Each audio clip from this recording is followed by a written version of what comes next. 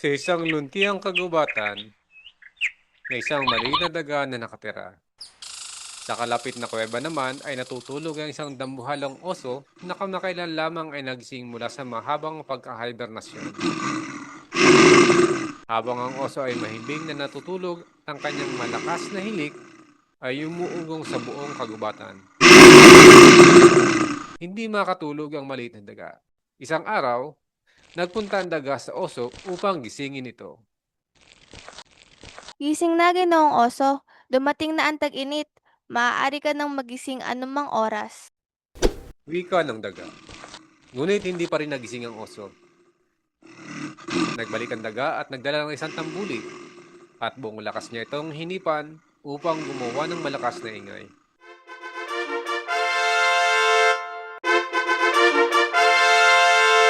Ngunit nananatiling mahimbing na natutulog ang oso.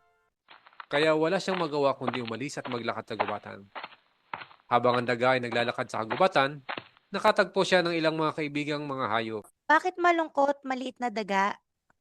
Tanong nila, O, wag na lang itanong. Sapagkat, buong taglamig akong hindi nakatulog dahil sa malakas na hilik ng oso at hanggang ngayon ay hindi pa rin siya nagigising. sagot ng daga, Baka matulungan ka ng leon. suhestyon ng isa sa mga kaibigan. Ano? Bakit ako pupunta sa kanya? Dahil ang leon ay may malakas na ugong na kayang magpagising sa kahit na sino. Bagamat natatakot, nagpunta ang daga sa kuweba ng leon, ang hari ng kagubatan. Nakita niyang natutulog ang leon sa harap ng kanyang kuweba. Nang makita ng daga ang makapangyarihang hayop, natakot siya at nagpa siya ng umuwi. Ngunit, nang aksidenteng matapakan niya ang isang sanga, nagising ang leon. Anong ingay na yun? Anong ginagawa mo sa harap ng aking kuweba? Tanong ng leon. Pasensya na, hari ng kagubatan. Pumunta ako upang humingi ng tulong. Sagot ng daga. Ikaw? Isang maliit na hayop na walang silbi? Bakit kita tutulungan? Dahil ang aking kapitbahay na oso ay hindi pa rin nagigising mula sa kanyang paghibernasyon. Wala akong magawa upang gisingin siya, ngunit ang isang malakas na ugong mula sa iyo ay tiyak na magpapagising sa kanya. Ngunit hindi tinulungan ng leon ang daga. Naglakad siya papunta sa isang sulok kung saan wala nakakakita sa kanya at nagsimula siyang magkamot ng matindi.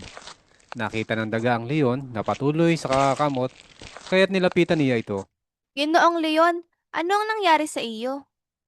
Tanong ng daga. Hindi ko alam, daga. Hindi ko mapigilan ang pagkakamot. Sagot ng leon.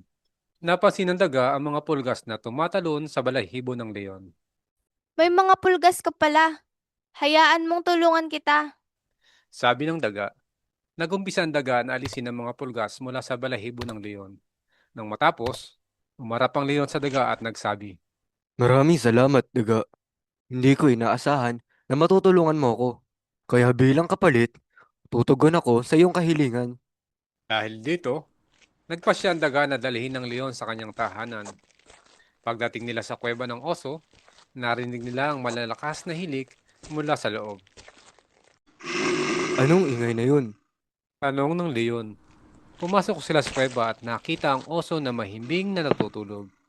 Ang leon ay kumuha ng malalim na hininga at nag-ugong ng malakas na nagpagising sa oso. Nagising ang oso at tumakbo siya palabas ng kuweba.